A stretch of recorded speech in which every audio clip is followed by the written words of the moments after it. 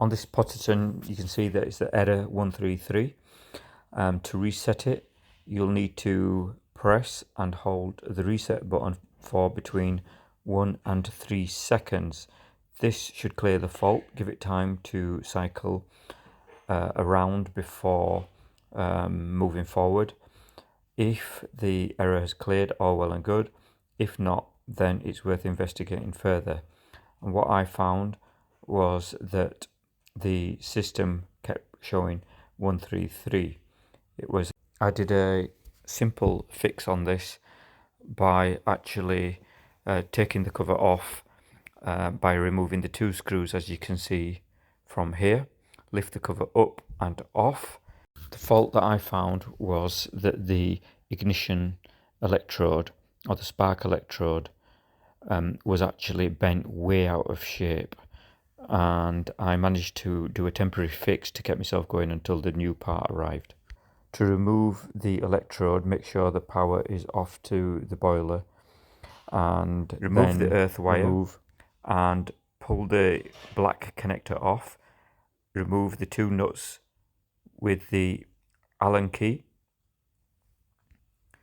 Now this all should be done by a gas safe engineer, but because it was Christmas Eve and I couldn't get an engineer out and the house was cold, when I pulled the ignition electrode out, it was bent way out of shape, just like this, as you can see.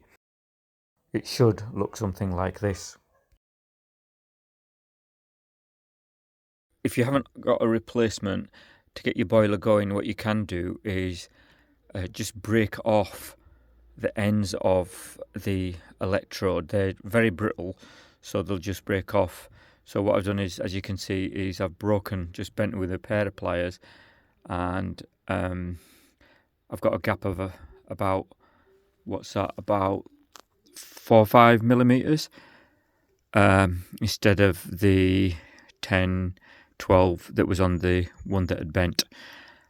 This is now enough for the spark to jump across. I've put it back in and I've been using it now for 3 days without a great deal of issue, but it's best get a replacement that is correct for the unit.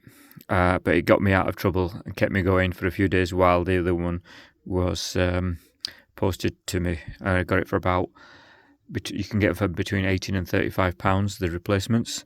So just put the other one back together. This is the replacement that I've got. You get a little seal with it as well.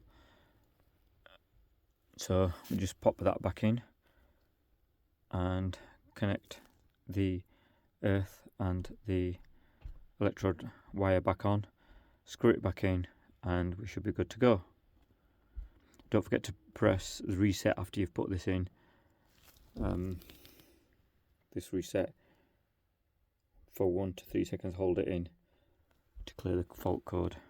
Put the wire on, put the electrode connector back on, it's fired up, turn the hot water on, and I can see that the boiler is firing up.